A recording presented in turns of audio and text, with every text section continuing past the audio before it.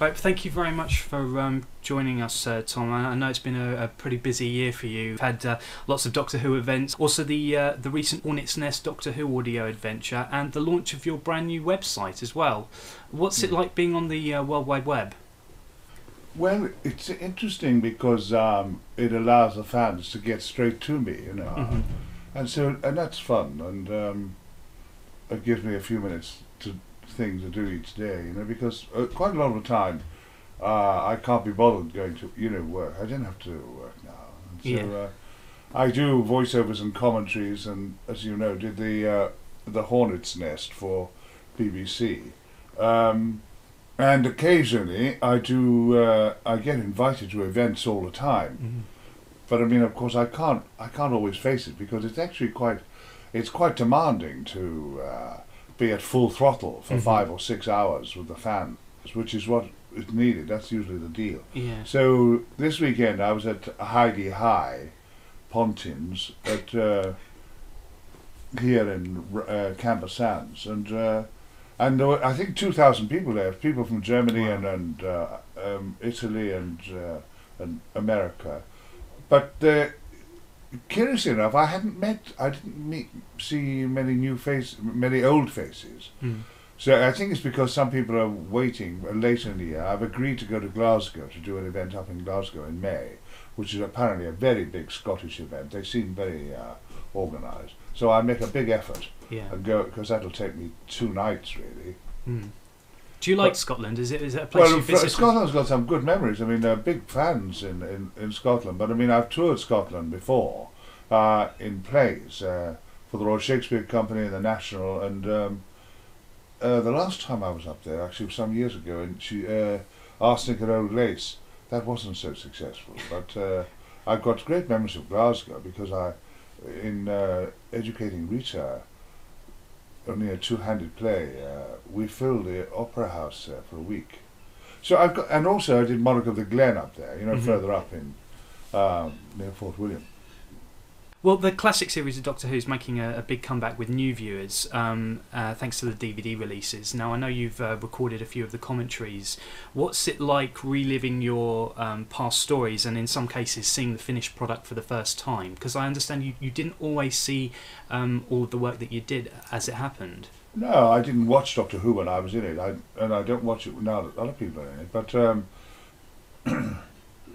the thing is about Doctor Who, when I play that, it never went away from me. People say, "How did you get back to it?" Yeah. I mean, Doctor Who is not really an acting part in the sense that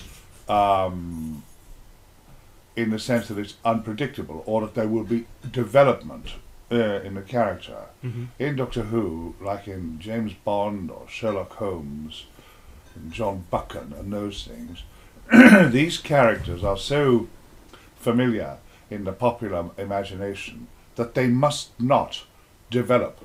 In other words, it would be outrageous if Sherlock Holmes suddenly got married, or you did a sex scene or something like that. That would outrage.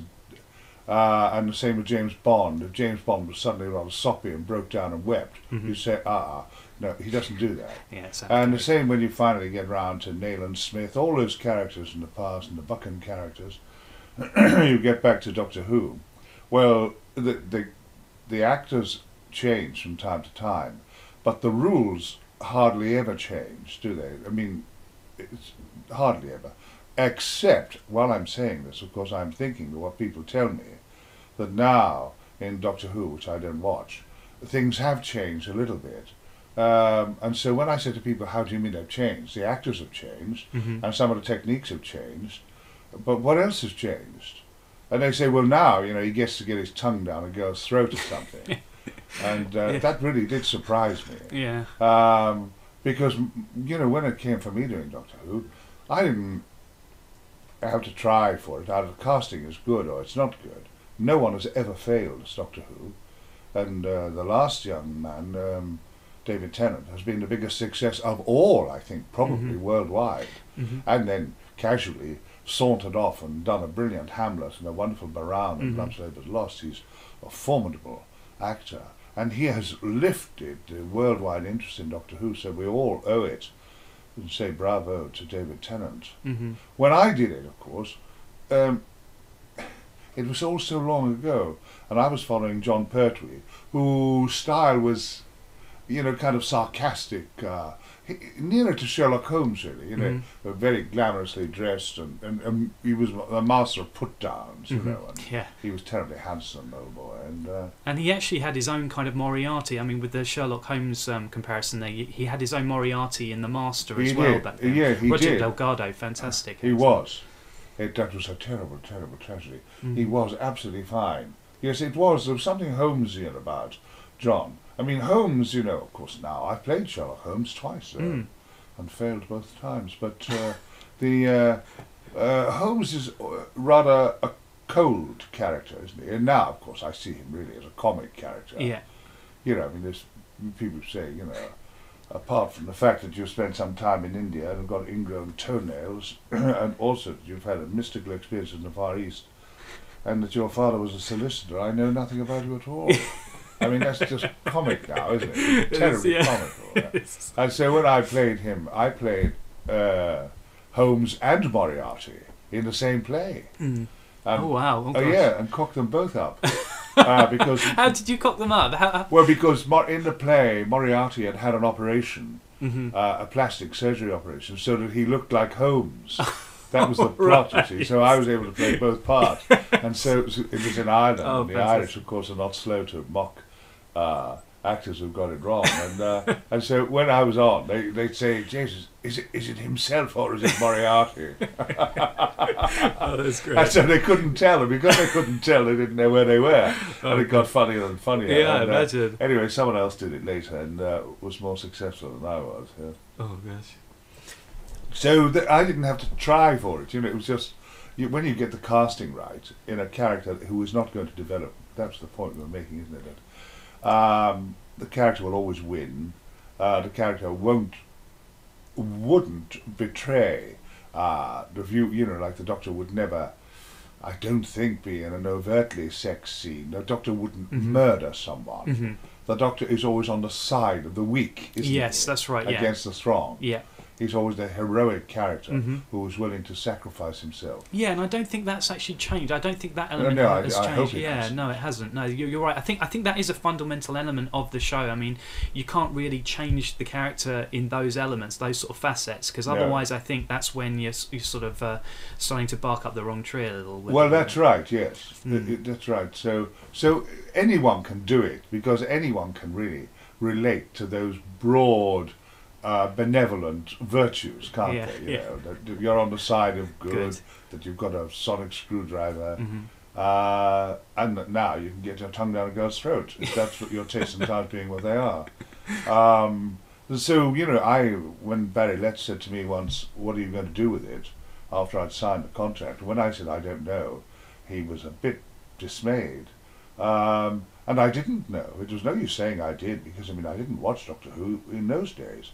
And so we just came to the rehearsal, and I was presented with the script, and I looked at it, and it was obvious to me that it was still being written for John Pertwee. Oh, right. So because he had stamped on it so hard. They always tried to make the writing fit the actor, the style that the actor wanted to do it in. So it was full of sarcasms and put-downs and all that kind of stuff, Well, gradually I began to wrench it. They began to write it for me. But, I didn't really have any trouble at all. I just said the lines, and Elizabeth Sladen laughed, and Barry laughed, and everyone else laughed. And anyway, when it went out, within a fortnight, I was very famous, and people were quoting me, and children were stopping me in the streets, and wearing long and people scarves. found a fortnight before, people found me all right, but 2 weeks after that, people found me hilarious and heroic,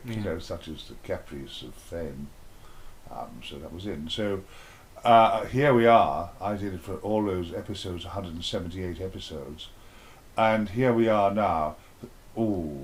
30 odd years later. It's 30 years since I finished, I think.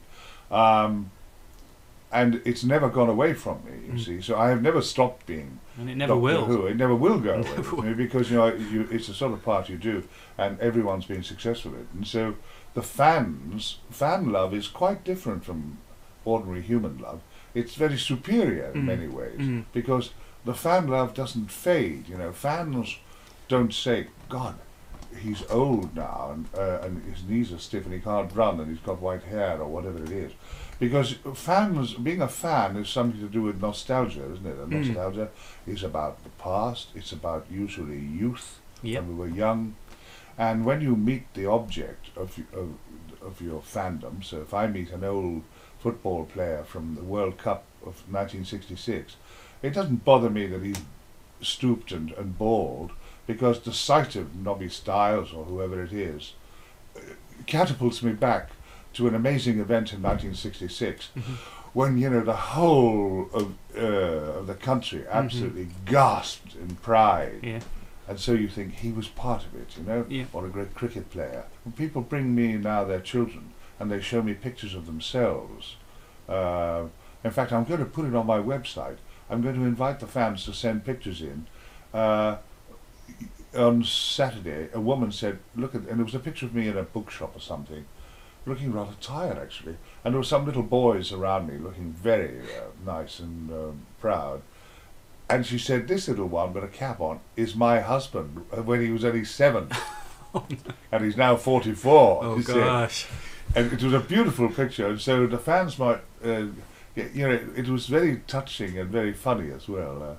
So I'm going to invite the fans to send their pictures in if they want to. I can write about them. Yeah, I'm sure they'll come flooding in. Yeah, I hope so. I hope so, because and because of the heroism of the character, and because of course it's science fantasy, and the difference between science fantasy and science fiction is very, very strict. In science fantasy, there are no rules at all. No rules at all.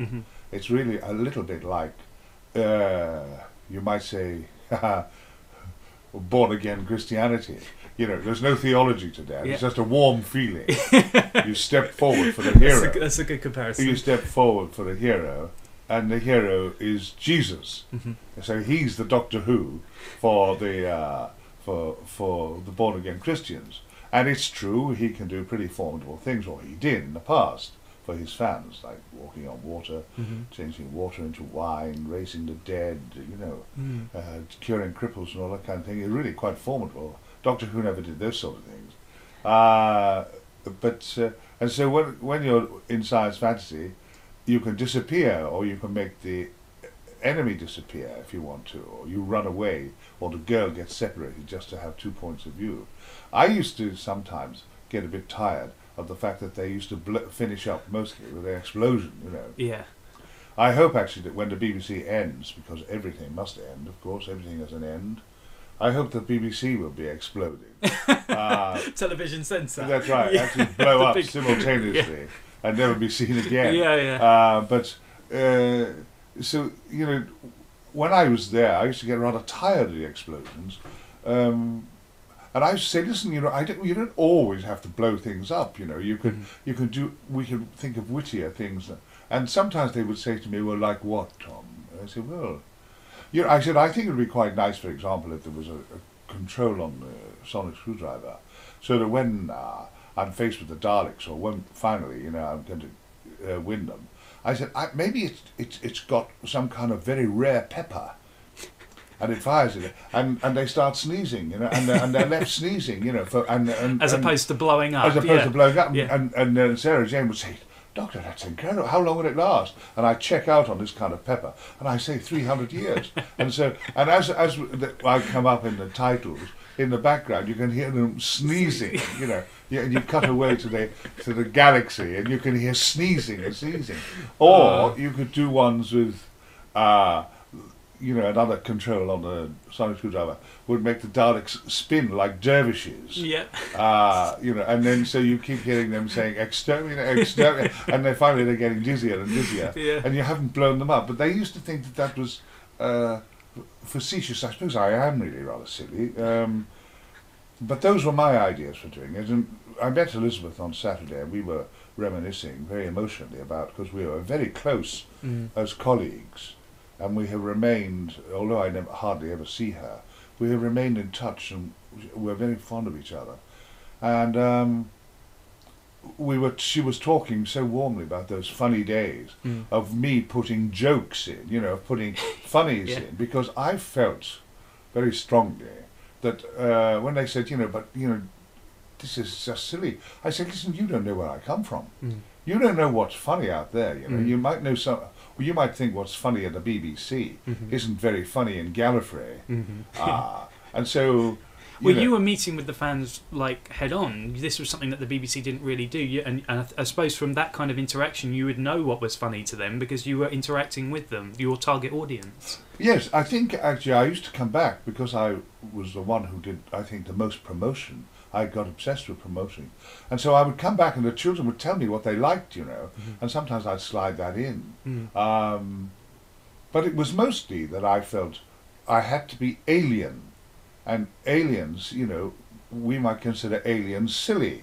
People, the early explorers, actually found Indians in different places absolutely amazing, didn't they?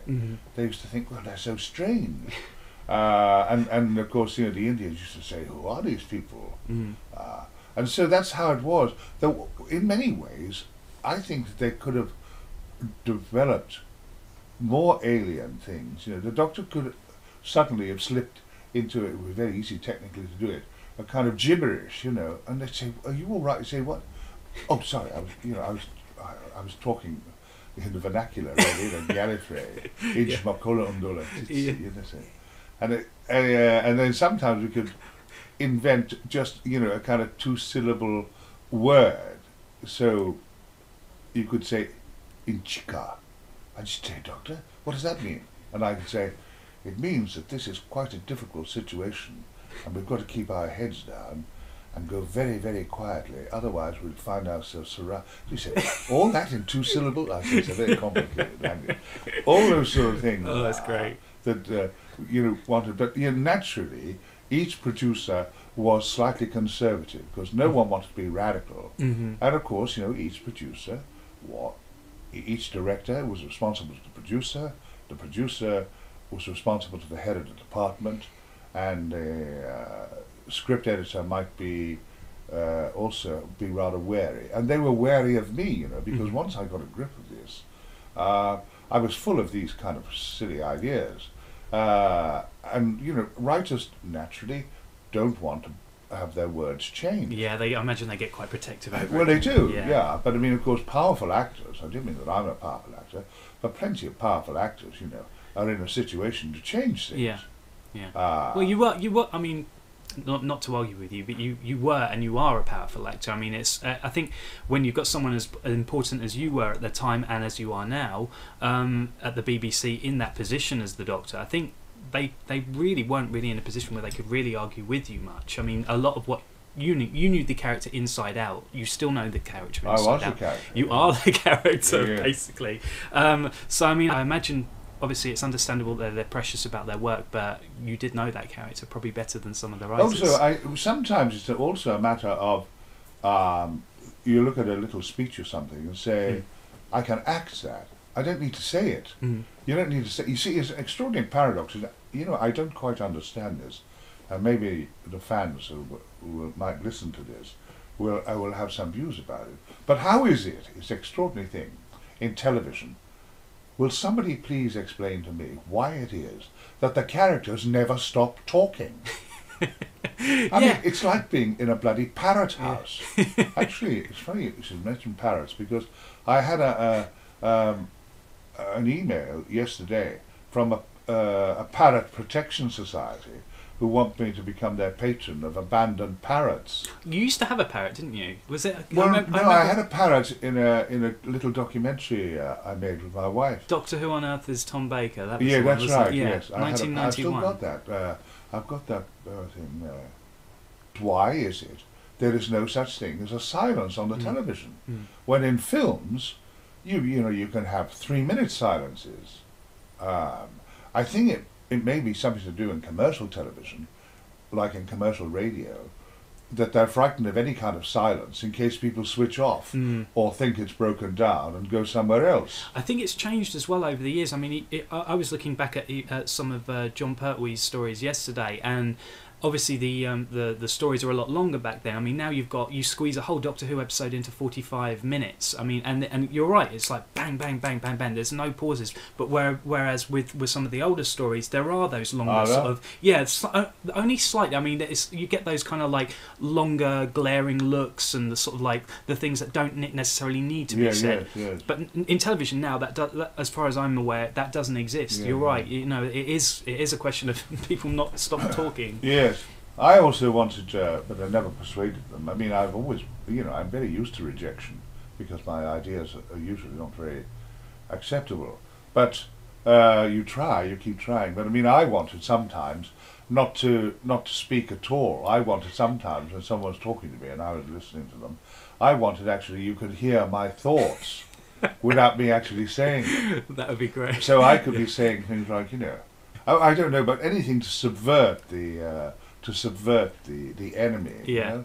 So in some ways, although I'm very grateful to have played Doctor Who, and had such fun during it, and such fun for 30 years afterwards, and indeed, I get offered work now by the children who watched me, who are now your age or older than you, who are now producers or directors, like Matt Lucas and David Walliams, of course, gave me. They could have given that to anybody. Yeah. Anyone could have done that. That pompous old ass that I play in, but the boys loved me because they were brought up with me. You know?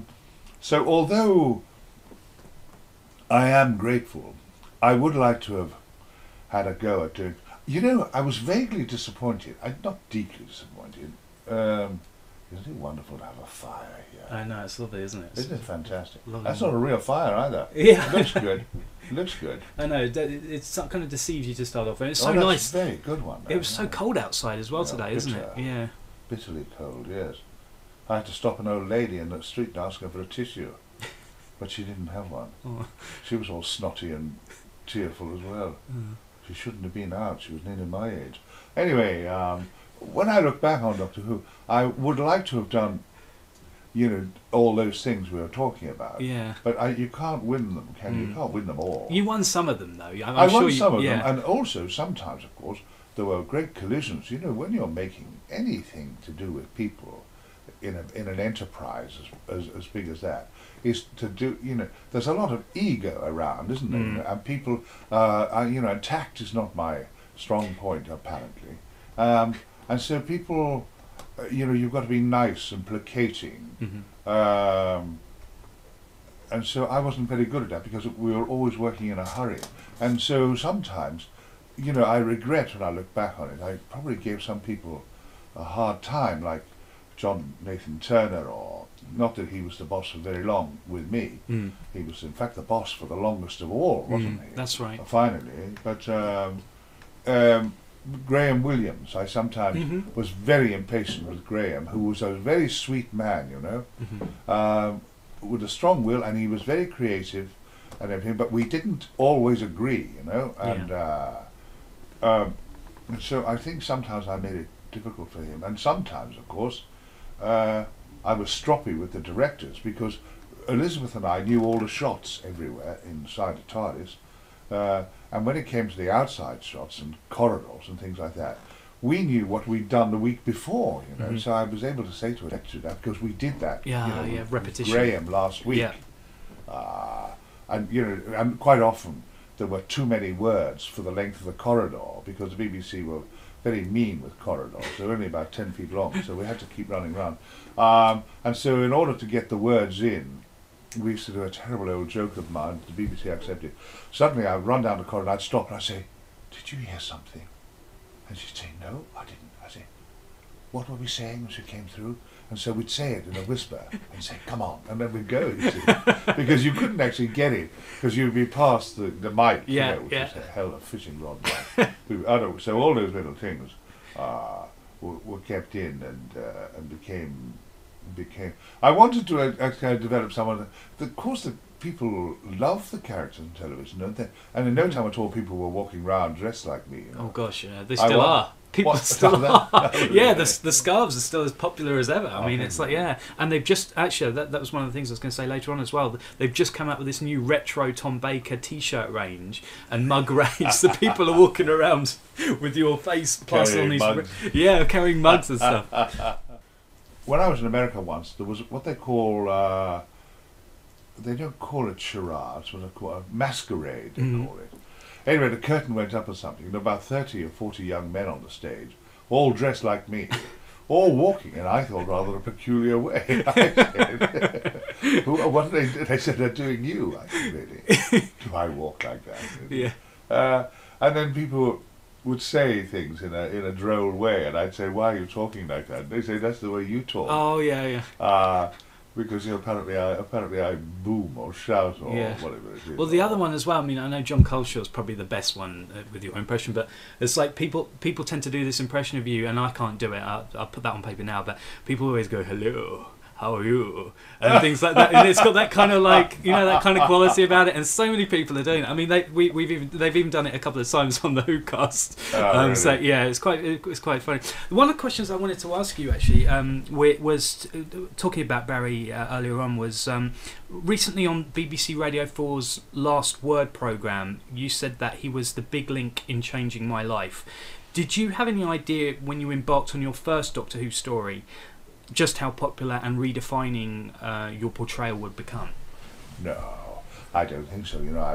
I was out of work and I didn't know the programme, and I had done quite a big film some time before with Ray Harryhausen, The Golden Voyage of Sinbad, which had led absolutely nowhere. I was in a very difficult situation, and so I was just labouring, as everybody knows the old story, labouring on the edge of Belgravia.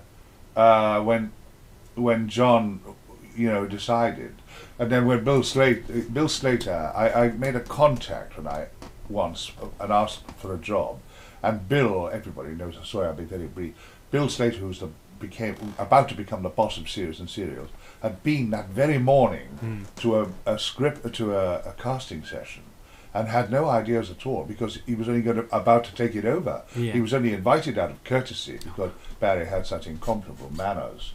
And so when he went we got my letter late at night, and he phoned me late at night. His wife, who knew me, said, phone him now. And he said, Tom, I can't promise you anything, but come and see me the day after tomorrow. Anyway, next morning he went to another casting session, and Richard Hearn, whose fictional thing was Mr. Pastry, was about to take it over, apparently. He was really up there. And suddenly, Bill Slater said, what about Tom Baker? And so Barry, which he said, oh, yeah, Tom Baker. He said, well, he's got a film on right next door. This is amazing. I could have written it. It's so banal. And right next door to Threshold House, the old Odeon in Shepherd's Bush, Golden Voyage of Sinbad. And so they all shot off to the movies. Right, so it's your audition, and you didn't have to be there. there. My audition, on the big screen. Brilliant. And so, obviously Barry was very taken with this, because apparently, he was supposed to be evil, but I'm not very good at playing evil, really. I was a terrible failure as Macbeth. God, I was. People howled with laughter. But so they liked that quality I had, such as it was. That's how it all happened, So Barry, it was Bill, then Barry, but it was Barry who had to make the decision, and Sean Sutton at the very top. So I had no idea at all that my whole life was about to change, worldwide.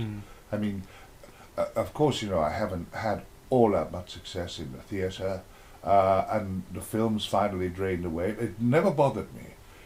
But to have been a Doctor Who, and worldwide, it was fantastic. Fantastically exhilarating. Because it's really hard to crack countries like America. I mean, you've got to have something really special, but both acting wise and also as a product, to really crack America. And I think obviously Doctor Who, you were at a time when Doctor Who did actually do that. I mean, in fact, most of the people who visit our website, and probably your website as well, are probably about 60-70% of those people are from America. And Yeah, Canada. some people came from America the other day to Camber Sands. But the thing is, of course, Americans see Doctor Who when I was doing it, and used to go over there and visit them or see them here. Americans have a different view of Doctor Who. They see Doctor Who in a... America, is a very religious country compared to us. And so they're very quick to make deductions about aliens, and say they saw me, some of them saw me as kind of Christ-like, they saw as an avatar, I could save them. And so I responded to all this and began to talk this awful pseudo kind of Chekhovian nonsense, about love being the meaning of everything, and self-sacrifice. I got caught up in all this kind of thing. When people are applauding you, and laughing at your jokes, it's very corrupting. And so I began to kind of become a sort of counsellor and tell people what the meaning of life was, and talk very confidently about the gospel according to Tom Baker. That's right. And the less I knew about the subject, the more emphatic I became. It was absolutely incredible. Whereas people were asking my opinion, about the space race and about American foreign policy, and I found myself actually nodding away like the American and talking in that way. Of course, most of them just laughed, but they were. What do you think you would have... this is probably quite a scary question as well to think about it, but what do you think you would have done if... Well, first of all, if Doctor Who hadn't come along, and also if your career sort of went down the pan, what do you think you would have done? Where would you be now, do you think? Well, I mean, I don't know. I can't, it's nice to speculate on those. That's an impossible question, but it's lovely to speculate about it. I don't know what would have happened. I mean, do you have any hobbies that would have sort no, of... I had no, I had no interest and no skills. That's the extraordinary thing, and that's, of course, what now appeals to so many young people about breaking into show business, with a very small talent or a very specialised talent or a very specialised appearance or a funny voice. People can now have found a career.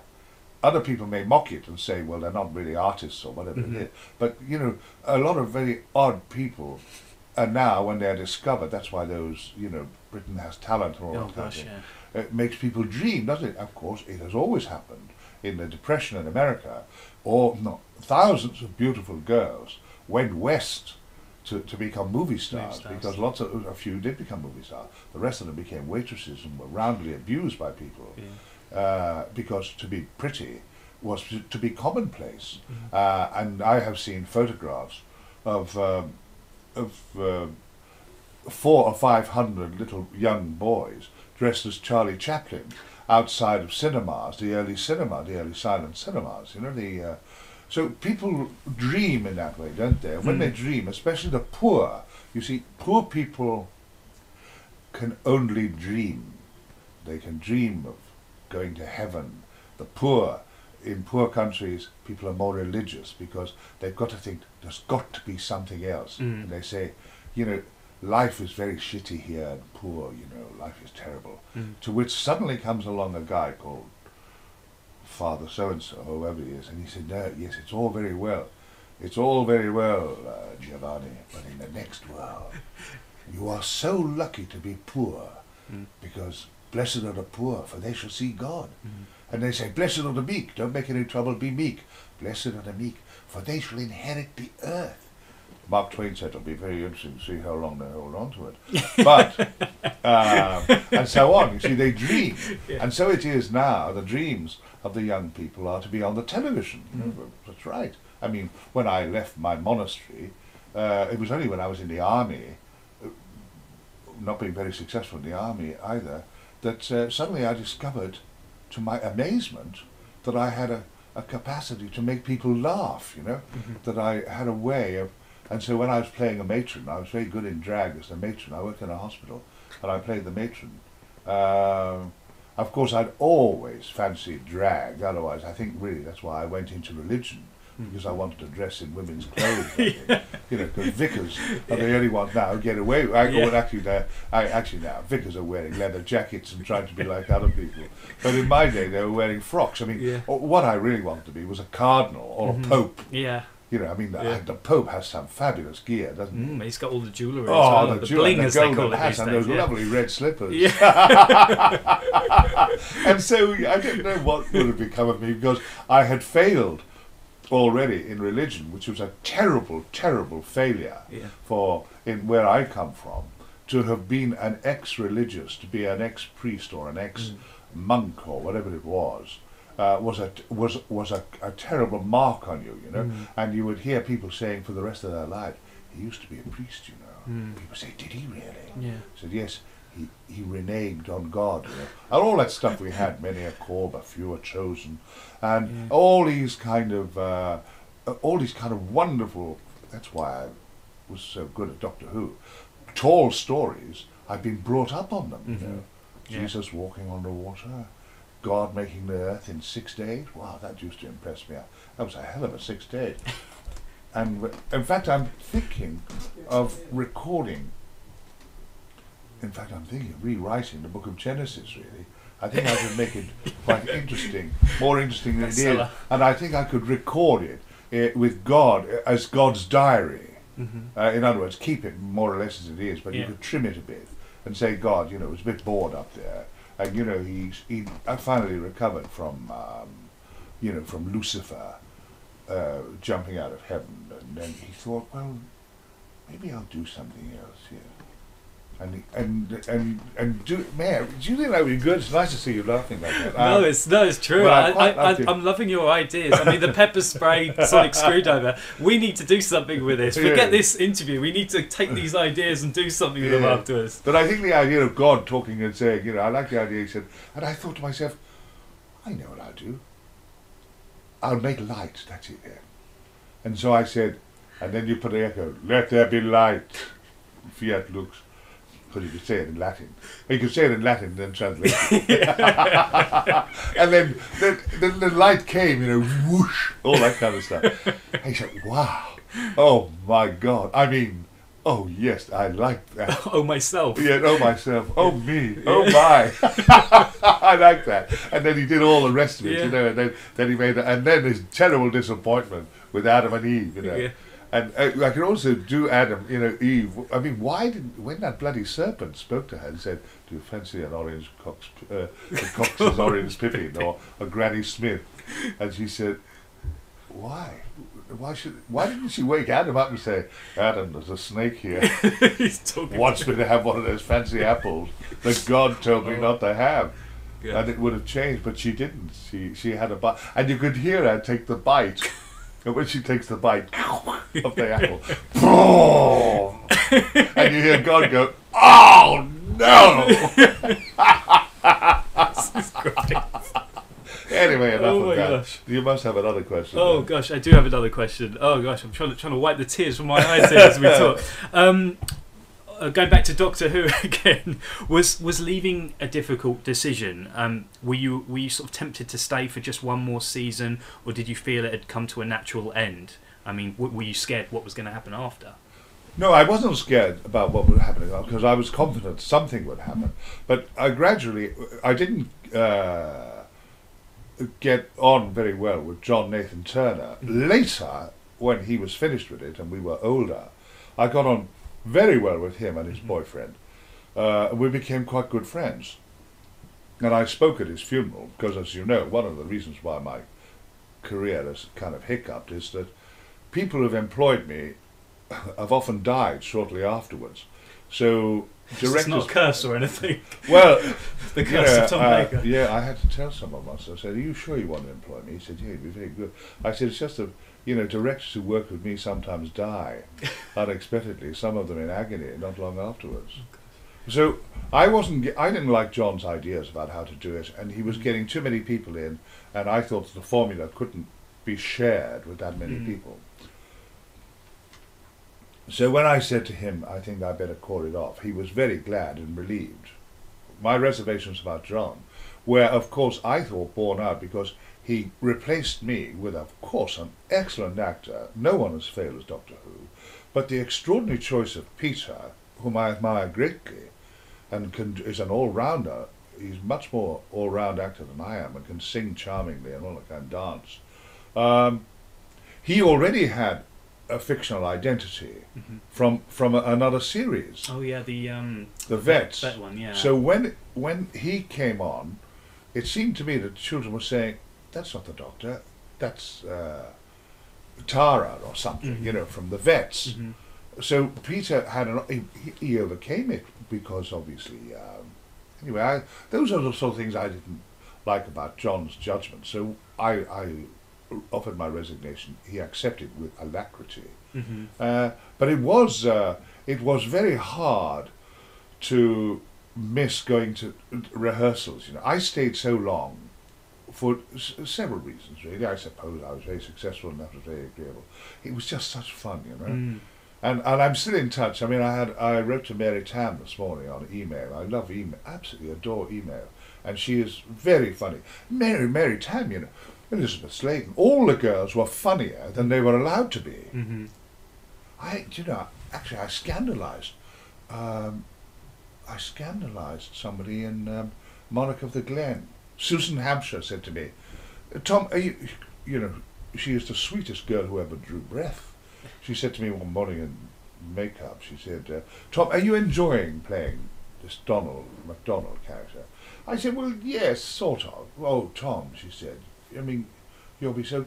I said, "The thing is, you see, I'm so much more interesting than he is." And she was absolutely scandalised by this. But of course, you know, quite a lot of actors feel that. I mean, you know, when I'm with Mary, when I think back of Elizabeth, Mary Tam, Louise Jameson, Lalla Ward, they were all more interesting than the characters they were playing. You know? So I used to think to myself, this is an amazing thing, you know, that if you could actually write for the character such as he is, it would be altogether much easier. I mean, Mary Tam is hilarious in a kind of high camp way. And she often sends me very, very funny emails. And we have a kind of little infantile way of talking to each other. She calls me Walter. Which makes me laugh somehow. I don't know why Walter doesn't suit me. Makes me yelp with laughter. And she says, "Walter, dear." When she writes in this wonderful way as if she's lying next to me. You know, it's in a kind of, she writes in a low voice. In fact, she writes in pillow talk. She sort of says, you know, "Walter, dear, I was just thinking." Quick look around. As if she's coming out of my apple. I'm talking about the companions. There was a particular companion that you had the best connection with. I mean, I know from a viewer's perspective, I would say either Liz or Lalla, because you guys had some fantastic chemistry together. I think that, of course, Liz, because she was the first one and was so inspiring because she went along with me, you know, and I was with her for by the time she finished, who followed Liz? I think it was Louise Jameson, I think, followed Liz. So. You see, now I have become very fond of Louise, who works so hard. She came to see me recently, and we often email each other. She emails me things I might be interested in. But I wasn't very kind to Louise, apparently. Apparently I was very aloof. Oh, really? She was dressed in leather, though. She was dressed in leather. When I say I was How aloof, could you be aloof to someone dressed in leather? leather? I mean, maybe I was just pretending to be aloof. Really, and she had a knife. She had a knife as well, didn't she? I didn't like that. She also had thorns. Thorns, Janus She'd thorns. She'd whack someone up the jacksie with a Janus thorn. And I thought this was outrageous. I was terribly po-faced about it. I suppose it was sheer, it was unrequited lust, really, you know. But I wanted to stroke those lovely legs. Oh, those legs. Like that's the line. What's the line from Romeo and Juliet? "Those lips were made for kissing, lady." But there was none of that in those days. No. And she was a married woman or something, I think. I don't know, but I don't know. I think towards the end we got on terribly. We did one, didn't we, called Talons of Weng Chiang, which has actually been voted one of the best Doctor Who stories of all time, actually. Was that directed by David Maloney? I think it was, yes, it was, yeah. God, he was wonderful. I mean, everyone adored David Maloney. David Maloney, I was once in a scene with a boy who'd never had a part before. He was in television. And so David said, "Now, George, this is what I want you to do in this scene." And this George said, "Just a minute, David, where are the cameras?" His first question. Where are the camera? Where's the camera? And David Maloney, who could have slaughtered him, said, "George, where would you like it to be?" Really? And George was completely baffled, because he said, well, I don't know. He said, "Well, leave it to me, George. I'll make you look good." Oh, he said, "Okay, thanks," and did it. But David Maloney was so wonderful about inducing from people these lovely performances. There was a little fellow called Sin. Oh yes, what's he was he's gone on to do quite a bit. He was just in a big Willy Wonka remake. Actually, he did he was one of the Oompa Loompas in that. It was a little tiny chap. chap. Yeah. In the days we didn't. I don't think we said little people. I think it was called a midget or a dwarf. Yeah, I think that was that. Yeah, that term's somewhat been put to the side now. Yeah, now you've got to say they're not tall. Yeah, little people, untall people. Yeah, untall people. Yeah, that's right. Yeah. Yes, and I'm unshort, I suppose. Yeah, I'm very unshort. Well, yes, except on all fours, of course. Then I'm quite average. We're talking about the talons of Weng Chiang. I mean, I don't know. It might be, but is there a particular story, rather than your favourite story? Is there a particular story that you look back on and with great fondness? Is there? Well, I don't know. Sometimes they've all gone into summer. Remind me of how stroppy I was. There was one about Egyptology, and I was a mummy, directed by a woman called Paddy. Pyramids of Mars. I think Pyramids of Mars. That's the one, yeah. Directed by Paddy King, was it? Oh, no. I should know this, shouldn't I? I didn't. No, you can't. There was an awful lot of it, wasn't it? But I didn't get on with her. Because she used to arrive. One of the problems actors face, and lots of problems they face, and directors face lots of problems. The directors have got to deliver it quickly and all that kind of thing.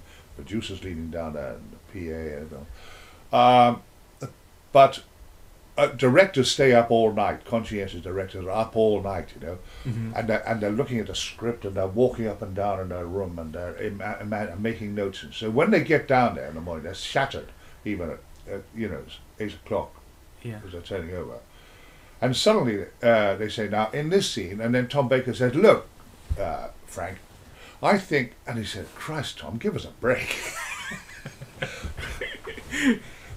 Because actors are full of ideas. Yeah, that's true. I mean, we've had a few this morning, let alone back in the some of the older actors I worked with used to say they never did have any ideas. I do know a few actors who, I don't mean that they don't have any thought, but they're perfectly willing to be manipulated. You see, one of the things about being an actor is that most of the time you've got to do what you're told. Mm-hmm. And I find that very difficult. Mm-hmm. I mean, that's why I had to leave the monastery, because, I couldn't even do what God was telling me. I just thought, I've got to dig my heels in somewhere.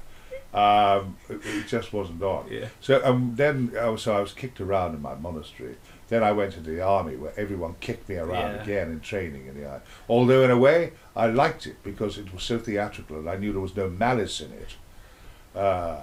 Unlike monasteries, which I guess, I don't know, probably hotbeds of malice. Yeah. But so I was kicked around in the army, and then when I came out and tried to make my in the merchant navy, I was bossed around a lot. And then when I finally got into drama school on a kind of scholarship from Liverpool, I found that the people who were charming elderly ladies who had a drama school, and the old actors would come along, and you see, one of the sadnesses about teachers, I suppose, I'm so willing to be corrected because I'm so often wrong, but one of the things about teachers and parents, all that kind of people in authority, when they're telling young people what to do, they're already out of date. Mm-hmm. So we leave. That's a wild thing to say, but when we get back to drama schools, you see, I was being taught by people who weren't aware that the whole world was about changing, And so when we used to talk, because I was, an avid reader and a bit political and things like that. So when I was reading about, we're coming from Liverpool, and the Unity Theatre in Liverpool were doing Max Frisch and Bertolt Brecht, while the Playhouse was still doing plays like I Killed a Count. These guys were doing radical productions of Stanislavski. They were doing marvelous productions of Volpone and things like that. So I used to and these guys. The thing is also, if you listen to old if you listen to recordings of plays in the past, especially Shakespeare plays, unless you're looking at the cast list, you can't tell who's talking because they all talked alike. You know, they were all terribly resonant. Yeah, it's the same with BBC, wasn't it? That's right. The BBC. Yeah. You could. We used to play games when I was a kid about trying to guess who was this. You know. Yeah. Good evening. This is the 9 o'clock news read by Alva Liddell. And you say, oh, this is good afternoon. It was terribly po-faced, you know, and also to do with snobbery. And the plays reflected that. Suddenly in the 60s, in the 50s, the plays began to change, politics was changing, people, you know, people like Laurie Taylor and me and who else, some people there over there. We had been in the army, you know, so I've been in the army and the navy. Yeah. And if I could have done, I'd been in the Air Force. I mean, I'd quite like to have been in the Foreign Legion because apparently they've got lots of crumpet. But so when we came and these terribly nice women were saying, I think here, Tom, this is where you pour the drink, and this is how you pour the drink, and then say, would anybody like a radish? Or something saying line like that. You know? I said, well, why can't I actually just slam the drink in because I'm, you know. But no, it was all to do with elegance. Yeah. And that was, in that sense, you know, parents are like that, aren't they? My mother, everything my mother told me has, you know, been revealed as being nonsense. You know, I see my mother telling me, whatever you do, always tell the truth. Yeah. I thought, right, that sounds a bit difficult. Because, I mean, I've always only ever told people what they want to hear. Yeah. I mean, you can't. If I told the truth to people, you know, I mean, I'd be locked up. You don't want to hear that. Because as we're talking and responding to people, we are naturally editing what we're saying. Because all interaction between people is, to some extent, a kind of seduction. You know, because I'm trying to persuade you to laugh or to agree with me, and I'm trying to say questions that aren't going to annoy you, or whatever it is. Exactly. Yes, that's right. It's the same from an interviewing perspective. That's right. Yes, that's right. And so finally, you know, and then when it happened, you know, the ultimate one is when you suddenly find yourself saying to a girl, "Will you marry me?" And maybe, you know, sometimes you're just rehearsing a line, but you said it aloud. Yeah. And then to your horror, the girl says yes. It's out there now. Yeah. Anyway, ask me another question. No problem. Your memories and recollections of your time as a Doctor seem to be a lot more sharper and vivid now than they were in, say, the 80s and 90s.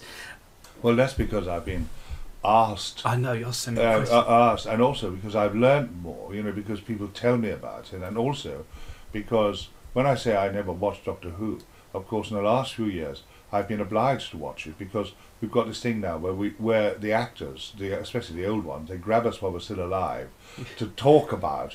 You know, they've got this wonderful technique now where you can watch the old stuff on DVD. That's right. And you can hear the actors talking about it. So I've been able to see some things and liked some of it. And of course the fans love to hear. And so gradually I've learned a bit more about my time of doing it. They still haven't finished all of mine though. No. There's still quite a lot to do. Yeah, I think they're about halfway through the range now. The whole Doctor Who range, and I think we've got still quite a few of your stories to go. But going back to your time with Ian Marter, I know you both sort of got together and wrote something called Doctor Who Meets Scratchman. I mean, explain your disappointment when this didn't end up going into fruition. I mean, it was I think Doctor Who magazine actually serialised it. They wrote about it in recently. But I mean, what was it like having such a brilliant idea and then not seeing it? Well, it was it was a terrible disappointment. But on the other hand, we embarked on it quite casually because Ian and I were, he was a wonderful companion. And when we had time off, he used to come to where I lived. And we'd bat these ideas around, and when we gradually beat out this idea, he and I devised this story, Doctor Who Meets Scratchman. And then we met a director. We found a director who was James Hill, who later did for John Pertwee. He did the Wurzel Gummidge, and won an Oscar for a short film. And he had an editing suite just round Notting Hill Gate where we were, and somehow we were introduced to him. And so we used to feed him the story, and he used to break it down into a film script, a performing script, acting script. And then I thought it was a great idea. I said, why don't the fans finance? I said this to a journalist. I think it'd be great if the fans financed it. It'd be the fans' film, because people think I'm not serious when I say, I am the biggest. I am a fan of the fans, and quite right too. But so people started to send money.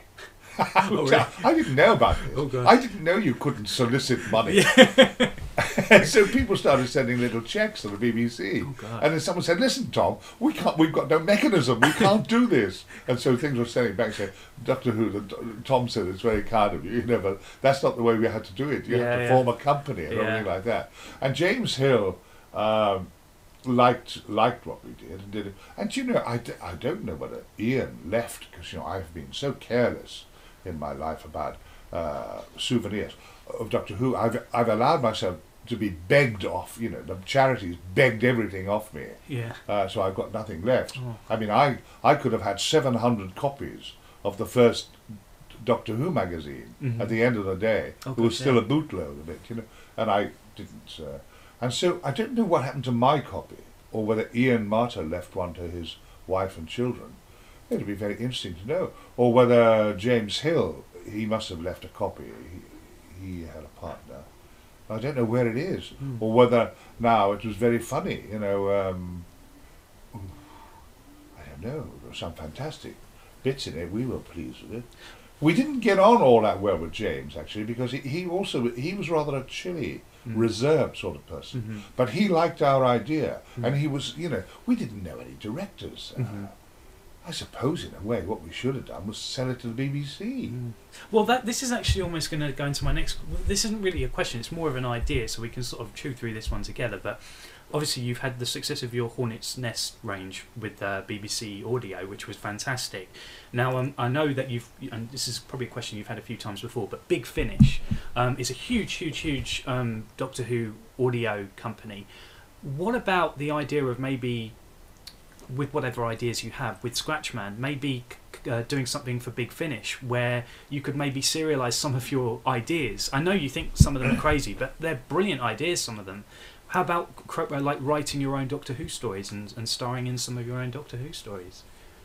Do you seriously think that Big Finish would take a story from me? I think they would I think if anyone they're going to take a story from, they'll take one from you. You've got fantastic idea. I mean, from what I read in the Doctor Who magazine about the Scratchman, I mean, it was there were elements. You had killer scarecrows or something. I think you had killer scarecrows in there, which ended up being in a new series. They used some killer scarecrows in the new series. Oh, did they? Yeah, but I mean, it's reading what I did in Doctor Who magazine. It's something that fans already, even on our site, have said, "Oh, we would love to have seen this or heard it or something." It would be such a good idea to maybe do an audio or something with them. I don't know. It would. Of course, it might be a very good idea because it's now so easy with the technology. It might be a very interesting idea to invite strands of a narrative from the fans. So I don't know how you do that legally because of the copyright, but there must be a way around it where sometimes we do. We could. Maybe it have to be too difficult. I think Big Finish have sent me little messages from time to time that they would be. I'm the only one. Yeah, you're the last one yet. I'm the last one, and I'm not getting any younger. Yeah. I think that perhaps I could give that a whirl.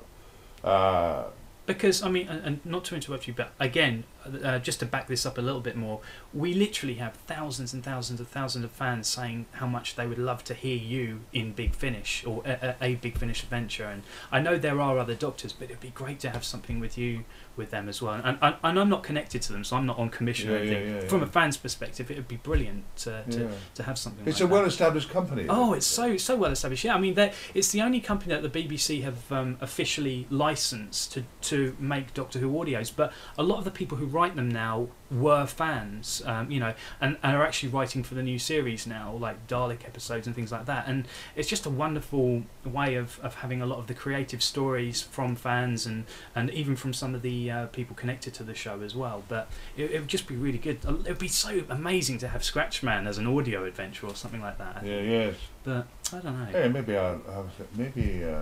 they'll listen to this and get in touch with me. Yeah. They know how to get in touch with me. Yeah. I mean, I did enjoy it. Maybe I should clear it with the BBC to see whether, in fact, they want me. I think I had an intimation from the BBC that they were developing another story for us to do. Mm-hmm.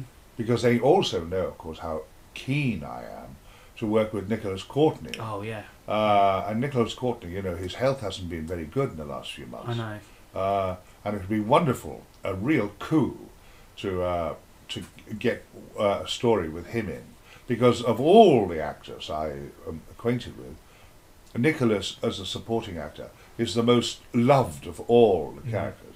I mean, he played that pompous ass to perfection, and his genius lay is that you adored him. The more pompous he was, the more you loved him. Yeah. That's an extraordinary gift, you know, and all those immortal lines like 5 rounds rapid.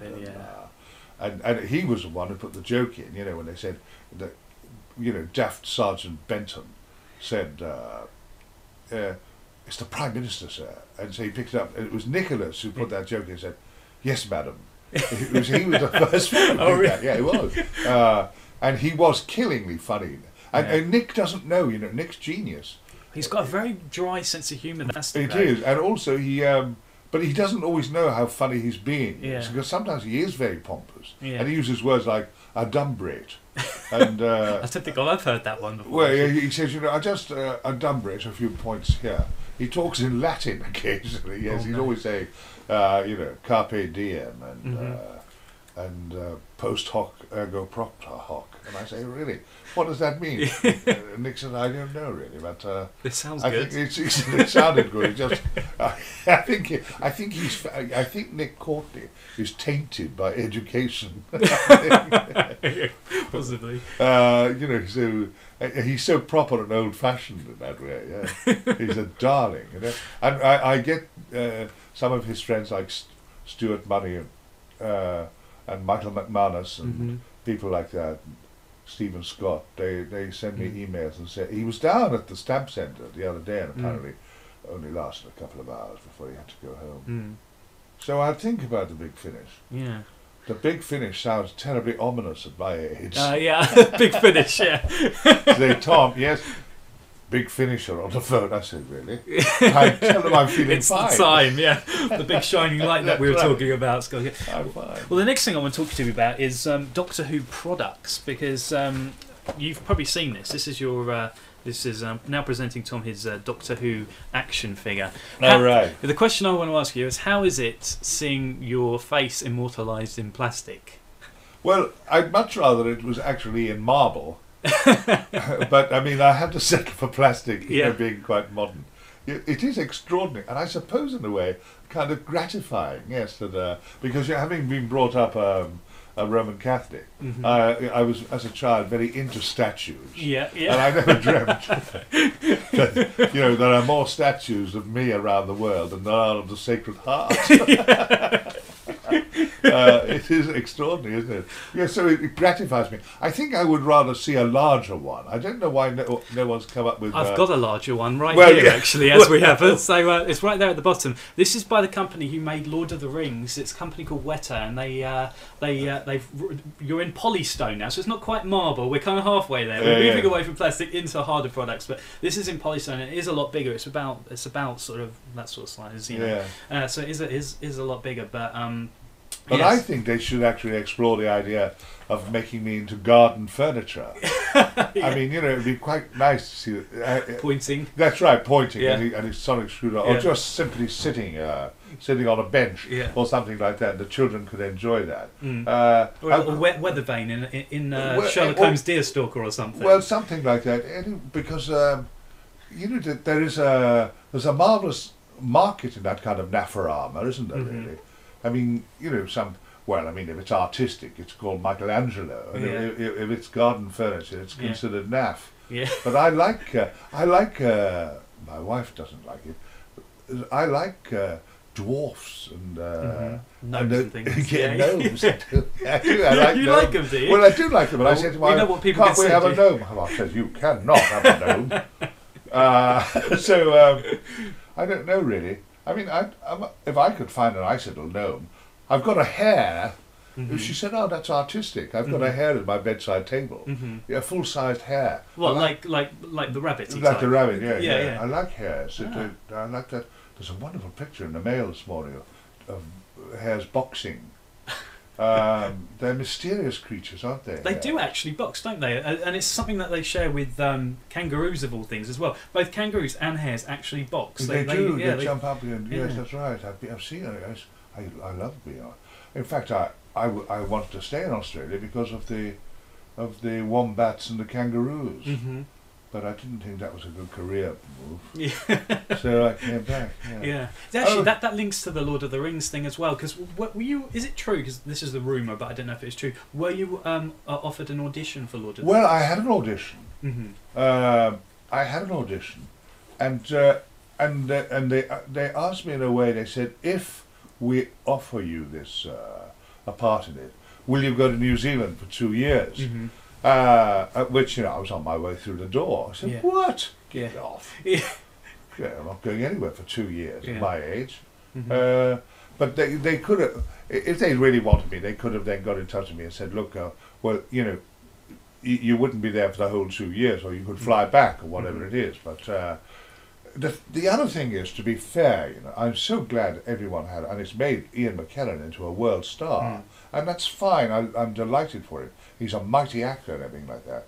But I actually don't like. I don't like Lord of the Rings very much. The book or the. Or I don't like any of. I don't like any of his writing very much. I was more when I was younger. I was more inclined to admire Mervyn Peake, the great Gormenghast trilogy, which I absolutely adored. The BBC made that, and that wasn't there. Curious enough, they made it in colour, which kind of neutralised it. Anyway, it is very interesting being made into statues. And I like that. You like that? Well, maybe we'll have to have a word with. We'll have to find a garden centre that makes gnomes or something. Because that's right. There's a blatant vacancy. I wonder what Sue would think about a gnome of you in the back garden. Well, she wouldn't like it, but I mean, she'd get over it. I'd like it. But I mean, it'd be very nice. And I remember actually knowing a girl many years ago. I've known a few girls in my time, and they've known me. But fortunately, most of them have escaped. But one of the girls said to me, she said, the next thing, Tom, she didn't like this publicity of pictures of me everywhere. Yeah. She said, she said, the next thing is there'll be figures of you falling out of the cornflake packets. I said, it's funny you should say that. Bonk, bonk. I was falling into all the breakfast plates all over the country. Some kids, of course, were so greedy they were swallowing me. But it was, that's right, I liked all that, yes. I quite like the idea of there being statues of me. Yes.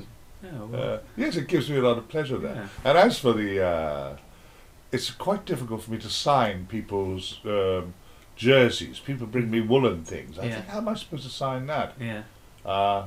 But it's nice. But Davros, is that one of the statues? Yeah, that's it. It's you and Davros. That's from the Genesis of the Daleks story, which I think was another big hit. Yeah, fantastic. He was a marvellous Davros. And the guy that played Nida as well, Peter Miles. He was very Nazi-esque, wasn't he? With his, I think. Do you remember him? He was very sinister. Yeah, got kind of sort of almost a whiny voice about him. Right, really evil sort of. He was very scary. Yeah. And actually, have you seen Inglourious Bastards? Oh, I haven't. No, the new. There's a guy in that called by the name of Christoph Waltz. He's an Austrian, multilingual. He speaks, of course, he speaks German, French, and English. Yeah. His English is excellent. I wouldn't mind taking a bet. He's going to win an Oscar because it's so clever. Because usually in films, villains look like villains. and they're very unpleasant, and tough guys look like tough guys. Yeah. It's not like in real life. Yeah. And child molesters look like child molesters. You think, why didn't they just walk up to him and say, "You're a child molester"? You know, it's very obvious. Yeah. All that kind Yeah. of thing. But you know, we go along with this because it's just a fiction. But this guy actually has gone right back to Sydney Greenstreet, who was a fat man. This guy isn't fat, but he's got charm. He's terribly charming, doing the hideous things, and he's so charming and elegant, you know, really elegant. Wow. Sydney Greenstreet, in the Maltese Falcon, he was a fat man, he was a big star, wasn't he?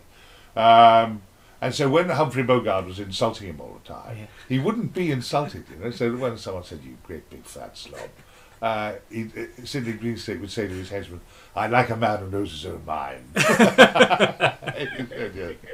I like the way he does that. Yeah. It was absolutely refusing, and that was nice. Yes. So this fellow Christoph Waltz has got a whole. I'll look out for him because I've heard of the movie. I haven't seen it. It's got Brad Pitt in it. Well, because I see as that well, I'm on the voting for the British Academy. Oh right. So they send me the movies. Oh wow. So I get to see them on my set. Yeah. Oh, at home, fantastic. without going out. Yes.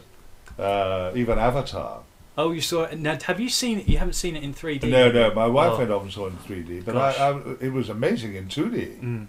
Amazing. I mean, absolutely amazing. 300 million to make. Can you believe that? Isn't that a preposterous amount of money? 300 million.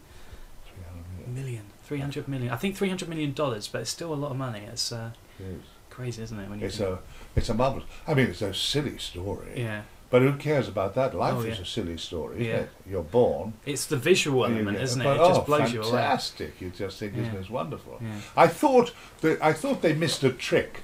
How dare I say that about it? But I do dare say it because I've got nothing to lose. But the American villain in it is played with great brutality and very obvious. No colour in it at all. Absolutely no good at all. But he's the kind of Lee Marvin would have been wonderful at it, and he's the brute. He's a brute, you know. There's a guy out there called Satan, you know, and by that the Americans mean anyone who doesn't agree with us is Satan. So, but the point is, there's no he has no kind of colour. So you're glad when he gets killed. So he's doing it very well. He's a very powerful actor. But when they finally kill him, that he doesn't have a kind of scene which you'd expect an imperialist is, you know, boom, boom. Yeah. Said, how dare they do this? Well, don't they know I'm an American? Yeah. Something like that. Don't they know? Listen, just let me. Could you play the Stars and Stripes? God bless America. Or he said, God bless it. As he say, God bless America. Boom, boom, and still, you know, they can't. Finally, they. Oh God! But it's a bit short on jokes, actually. Like the good joke in it is that the substance they're all looking for is called unobtainium. It's unobtainium. That's very funny. Yeah. Oh, you picked up on that. See, because I actually saw it in America. Cause my wife's American. We went over there and we saw it, and I was just blown away with it. But I didn't pick up on that unobtainium. That's the sort of floating, the little floating. Yeah. But the brute, you know, who's killed at the end. Yeah. They should have gone in close where he said, you know, God damn it, they don't know what's good for them. But we, you know, I offered them gum, I offered them donuts, I even offered them a burger, and this is what they do. Ungrateful bastards. But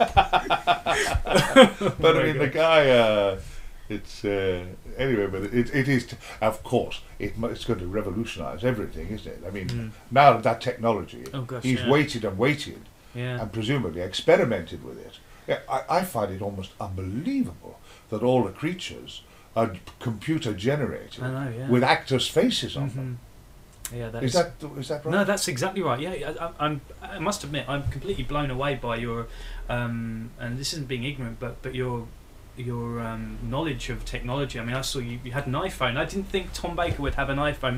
Maybe a sonic screwdriver, but not an iPhone. I mean, that's brilliant. And you watch movies like Avatar. I mean, this is something that I'm not sure people know about. I don't always know with my iPhone. What's going on? I've got, because you know it's connected in my. I've got a hands-free in my car. Yeah. But yesterday I got in because my wife gave me this iPhone because she loves me. My wife is a victim. Yeah. but she gave me it, and she's taught me what to do, and I've downloaded Shakespeare and all that kind of thing. Yeah. But I don't always understand what's going on. So anyway, there I got in. I was coming out of the shop. I got into my car yesterday, and I thought, and suddenly I thought my phone. Curiously, iPhones don't have very loud rings. No. And anyway, it jangled like that, and a voice said, "Hello, is that Professor Williams? Yeah. Hello, is that Professor Williams?" And I said, "No, it's Tom Baker. It's Tom. Who is that?" And suddenly a woman's voice said, "Hello, this is Professor Williams' secretary." And I realised I was listening to a play. Oh no! The BBC afternoon play An was audio on. book or something. Oh, But no. because of the distort on the phone call, Yeah. it sounded so real, Oh, you know. gosh. I felt rather silly about it, but I went home and confessed. Were you the only one in the car? Because then you wouldn't feel as silly. I Well, imagine. I went home and confessed it to my wife, who was very good. She's used to my confessions, I must say, Let me- about asking her where I should be or what it is. But I do have, I've embraced the computer. My wife is an expert, so, and her office is next to mine. Yeah. But we have little rooms in our farmhouse, and she Mhm. has a nice office. I have an Apple, so I can just call her or send her an email Uh-huh. about asking her. She comes and sorts it out for Yeah. me. But I adore email, and I've Yeah. got. She sorted it all out. So all online, it's very easy for me to scan the world's press. It's all organised. The London Review of Books, the New York Brilliant. Review of Books, all that kind of thing. So you're very is- connected oh, then to the. Oh yes, I am. Wow, Yeah, that's yeah. brilliant. I use it a lot, Wow. and when I'm reading, I have always read with a pen. My books are all marked up.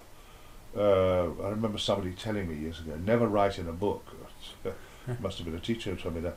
So and so I always write in books, and then at the end of the day or the next morning, anything I haven't understood, I can cross-reference it. Yeah. You know, I love it. I've got French dictionary, and I listen in the night. I'm connected to Radio 4, France Radio 4, Mhm, mhm. on my earphones, and so I listen to that in the night. I don't sleep I go to bed very early. Yeah. I like to be in bed by 7:00.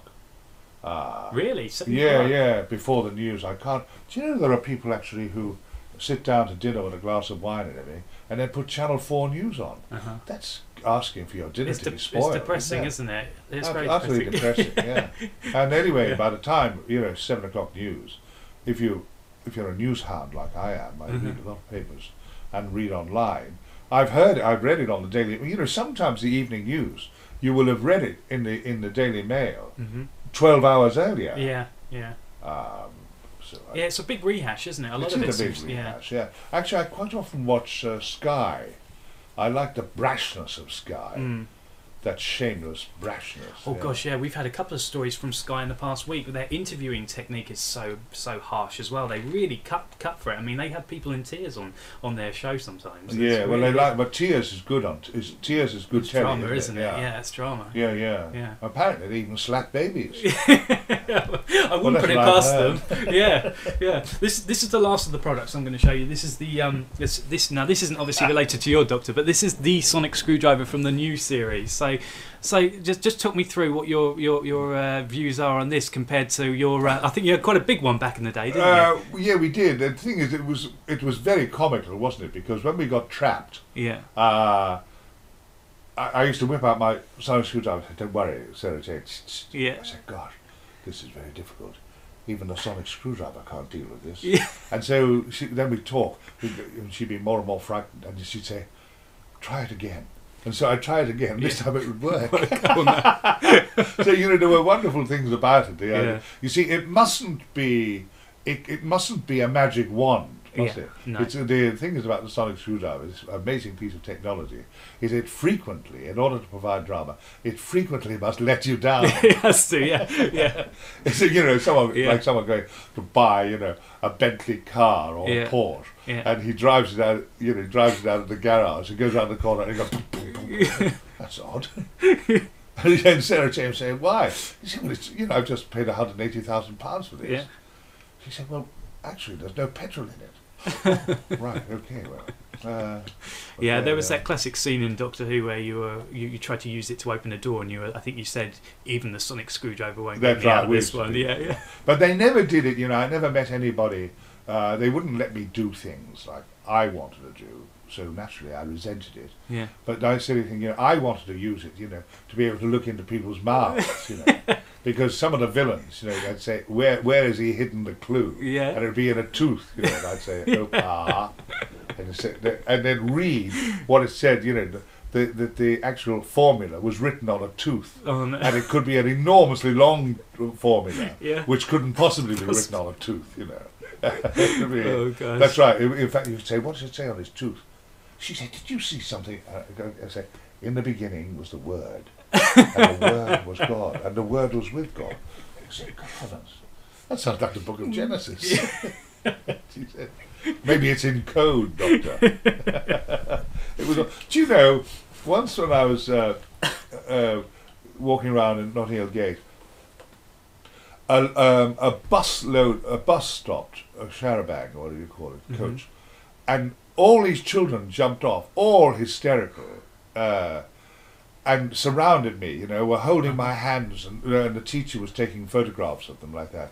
And there was this outside a little electrical shop run by a Greek called Dimitri, and he came, and this happened, and the children were on their way to the science museums.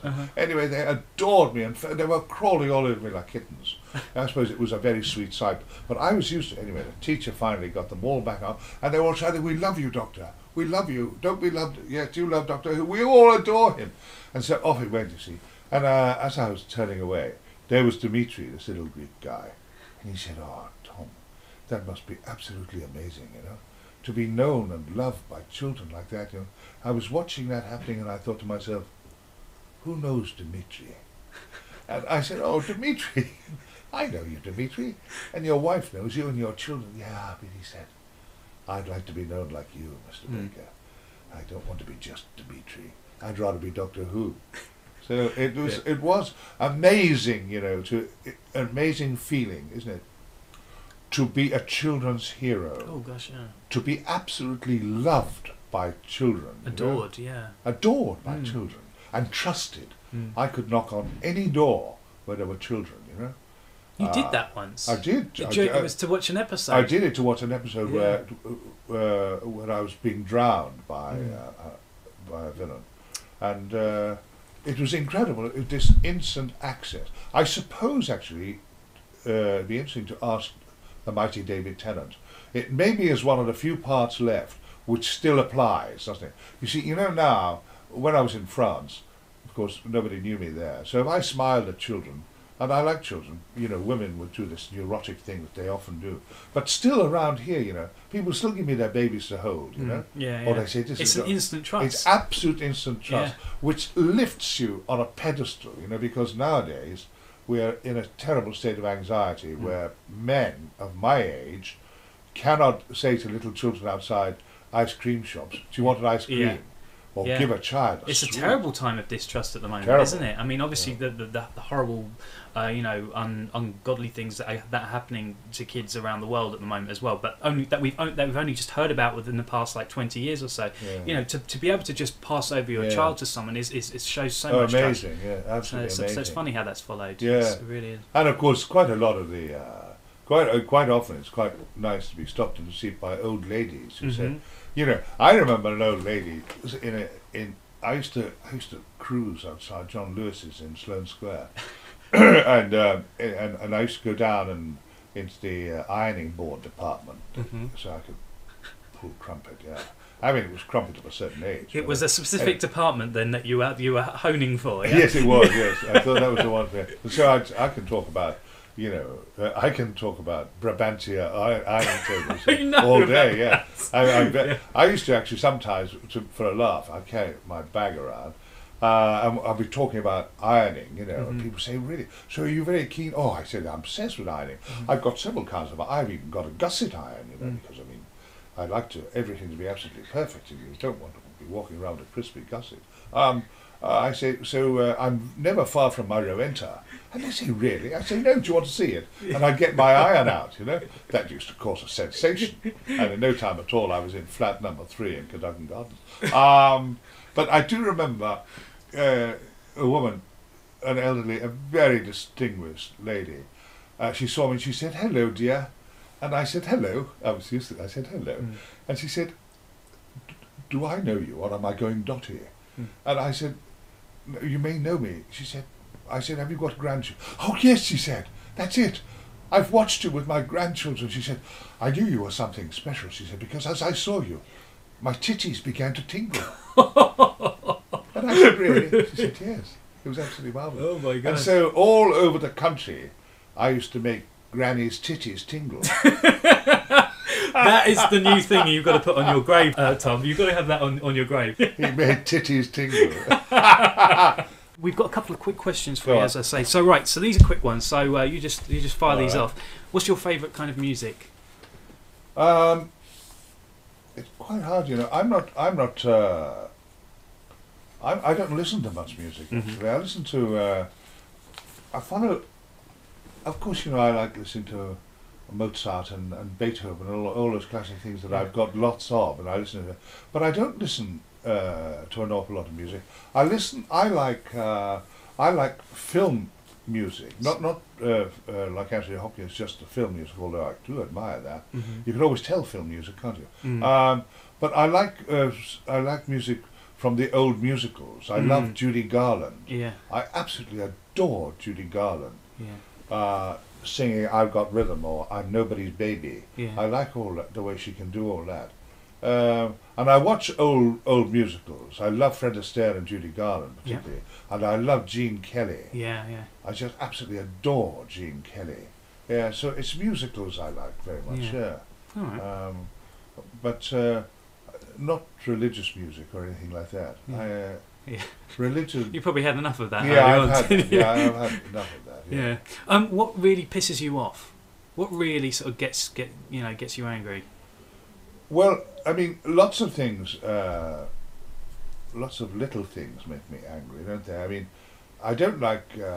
I was on the train recently, and there was a woman sitting opposite to me flossing her teeth, and I thought, that really is too much. But I'm used to women now putting their makeup on the train. You know, some women get on naked, of course, and they've got all their stuff from Sketchley's. They actually get dressed and then do their makeup as well. And people, I tell you what, people on mobile phones in cars fill me with horror. I mean, you know, hands-free are absolutely dirt cheap, aren't they? Yeah, I know, and it's like you think you're putting someone's life at risk. Yeah, that's terrifying, isn't it? Yeah. I used to work in a hospital, so I saw some terrible sights. Small things like that. And also the fact that people, when I hear people talking on mobiles, I've never heard anyone say anything interesting on a mobile. Have you? Yeah, it's true, isn't it? But I did once hear a man saying, "Hello, is that you, darling?" Yes, I'm on the 5:15 from Charing Cross, so you may never see me again." I thought that was quite true. But I mean, I don't understand why you don't hear more interesting things, because, of course, mobile phones have liberated lunatics, haven't they? So the lunatics actually have been revealed as being really rather unimaginative, because, I mean, you don't know whether they got through or not, or, you know, they can have a call they can cut off and then carry on a conversation. I mean, fellas say, yes, I was at that party there. I was there for nearly 3/4 of an hour. What? The 3 of them are pregnant. What? But I was only there for 3/4 of an hour, and they were. Well, yes, I was alone with them. Well, yeah. Christ, 3 of them pregnant. That's rotten luck, isn't it? Yeah. Okay. Well. Okay. Well, I'll get on to my wife then. You actually, I'm very surprised that actors who used to have groups, used to work on the trains or whatever, haven't got on to that of actually doing monologues, nicely written monologues, which might entertain people. Yeah. I mean, I do remember a group of actors, I can't remember the group, but they used to do things like, in Soho, I remember, there's a very, very big post box, big elliptical one, on the corner of Old Compton Street. And there was a chap there talking, and he said, what's your name? He said, and someone said, what's something going on there? He said, there's a child in there. And so he said, how long have you been in there? It's 4:00 now. What? What's your name? John.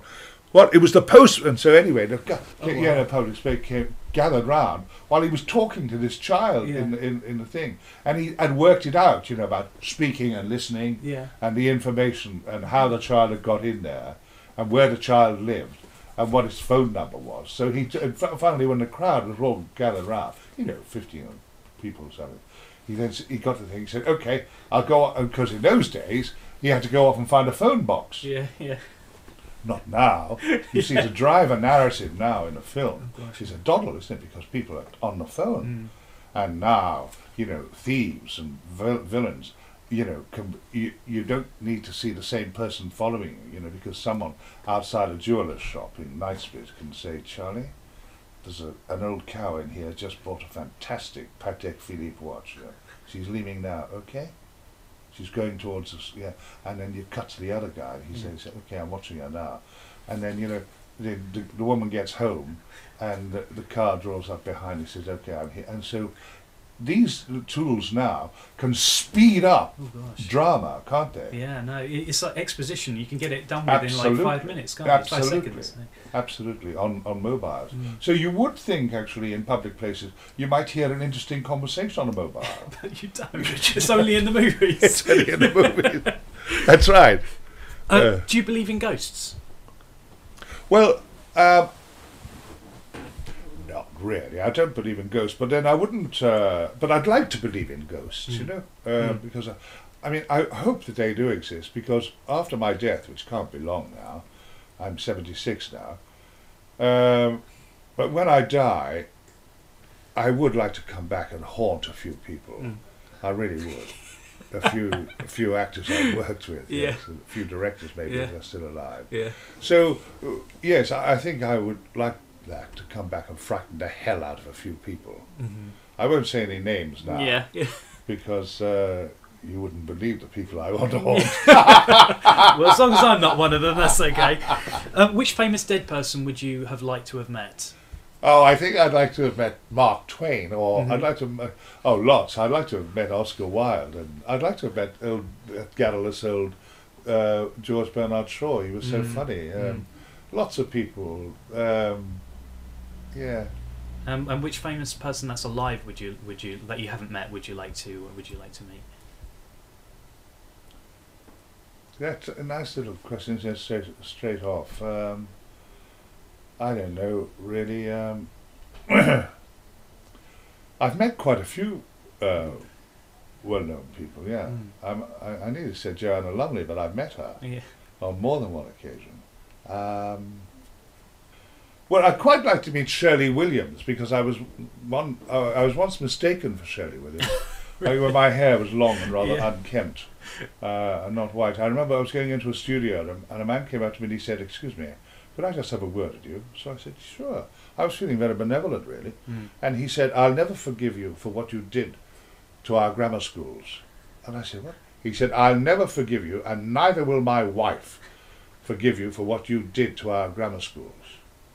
So, all my benevolence, I said, "What are you talking about, you silly old bugger?" He looked at me carefully, he said, "Oh, I do beg your pardon, I thought it was Shirley Williams." Oh, no. So I'd quite like to meet her, and because I like Shirley Williams. You don't know what I'm talking about, Shirley. I don't know who Shirley Williams. All I know is that you've got similar hairstyles. That's right. Anyway. Oh gosh, can you sing the Doctor Who theme tune for us quickly? I can't do that. You can't do that. I can't do. But I thought of having it on my mobile phone. Yeah. Actually. But I thought that might be actually asking for attention. People will look round. Then you will have an interesting phone conversation. But I mean, I don't know. I should be able to sing it because, of course, builders in Soho, scaffolders especially, are great fans of Doctor Who, and they often sing or shout "Exterminate" when I'm walking through Soho on my way to do. The other thing is, I've noticed that beggars who are asking me for money all the time, they seem to know an awful lot about me. So beggars in the streets especially seem to watch an awful lot of telly, and I don't know where they get the time or where they do it. Yeah. But shop windows, maybe. Where? Shop windows. Well, it's such a mixture. Yeah, no, they wouldn't. Are they allowed to look into shop windows? Yeah, I know. No, you can't have beggars looking into shop windows. No, it wouldn't be good for business, would it? No. Terrible, terrible. Because I mean, we mustn't indulge them too much. No. Gosh, yes. And how would you like to be remembered? I don't want to be... Well, as a guy, I suppose, who did the best he could and made titties tingle.